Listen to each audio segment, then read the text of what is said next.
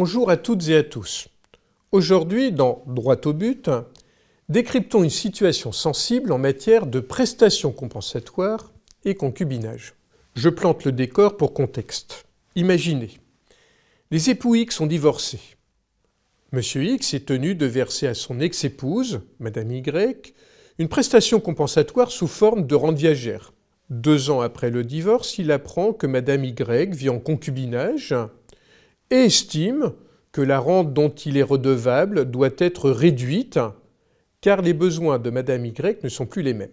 Pour étayer sa demande, il engage un détective privé afin d'obtenir des preuves de cette situation.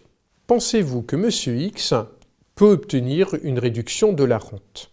En principe, la prestation compensatoire est intangible. Toutefois, selon l'article 276.3 du Code civil, en cas de changement important dans les ressources ou les besoins du bénéficiaire, le juge peut en réviser le montant, voire la suspendre ou la supprimer.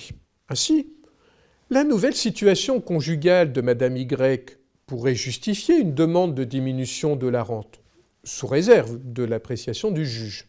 Toutefois, Monsieur X heurte un obstacle majeur. Comment prouver la nouvelle situation de concubinage de Madame Y? Le rapport du détective privé, bien qu'apportant des éléments factuels et juridiquement contestables, en vertu de l'article 9 du Code civil qui protège la vie privée, ce type de preuve est considéré comme illicite et ne sera donc pas retenu par le juge. Autrement dit, Monsieur X ne pourra pas prouver la situation de concubinage de son ex-épouse de manière recevable, au-delà du rejet de sa demande. Monsieur X s'expose à une demande reconventionnelle de la part de Madame Y, qui pourrait solliciter des dommages et intérêts pour atteinte à sa vie privée. Ainsi, loin de réduire la rente, Monsieur X risque de devoir faire face à des conséquences financières supplémentaires. Pour conclure, la démarche de Monsieur X est juridiquement risquée. Si sa demande repose uniquement sur le rapport du détective privé, elle sera rejetée et il s'exposera à des sanctions.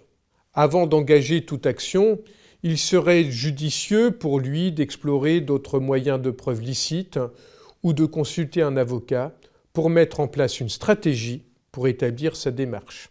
Cet épisode vous a plu? Restez connectés pour d'autres analyses juridiques passionnantes dans Droit au but. En attendant un nouvel épisode, partagez et likez ce numéro sans modération.